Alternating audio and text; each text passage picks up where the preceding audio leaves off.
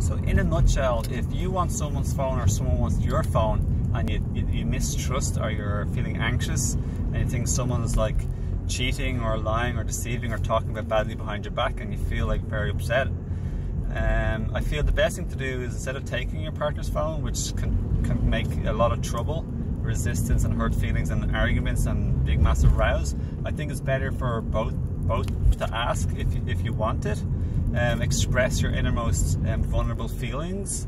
It's called intimacy, into me, see. So let them see into you. Express your innermost vulnerable thoughts and feelings, and that includes that you may lose your partner, or express that you really like things to work out with your partner. You want to work on things, and you're both willing to work.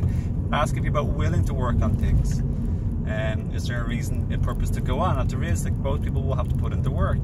And secondly, if someone tries to take your phone, or they have taken it, instead of resisting and fighting over the phone, I wouldn't these days, after my mistakes in the past, my experiences in the past, I would give it to them happily. I'd say, have a look. If I'm doing bad stuff behind their back, I'd apologise. I'd express, I'd either leave the relationship and say, I'm sorry, it's not working out. I really apologise. I made a mistake there. I shouldn't have been doing these things on my phone. I should have just said it to you.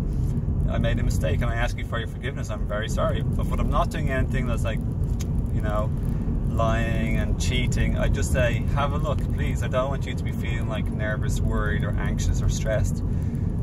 I'm touched that you might still want to be with me. It's a compliment.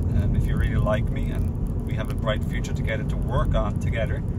And you can say, like, I'm sorry for your feelings. I'm trying to understand and talk about where their feelings are coming from. Maybe they've been cheated upon or lied to in the past, deceived, tricked, abandoned emotionally.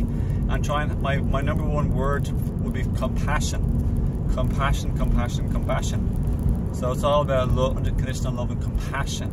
Having a softness instead of an anger and hatred and judging. So not a judgment, not a resistance, but a compassion and a talking together, a vulnerable, open, honest, intimate conversation, an adult, hard conversation. And it wouldn't be too hard the more we tune into our heart.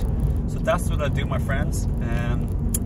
That's what I'd recommend from my past experiences, having this happen multiple times, a fair few times, not loads of times, but a few times. So yeah, I hope this video helps. Lots of love. Owen Fox here from Ireland. Thanks for watching. Have the best, most beautiful day ever, and lots of love and best wishes to you in your relationship. Very much so.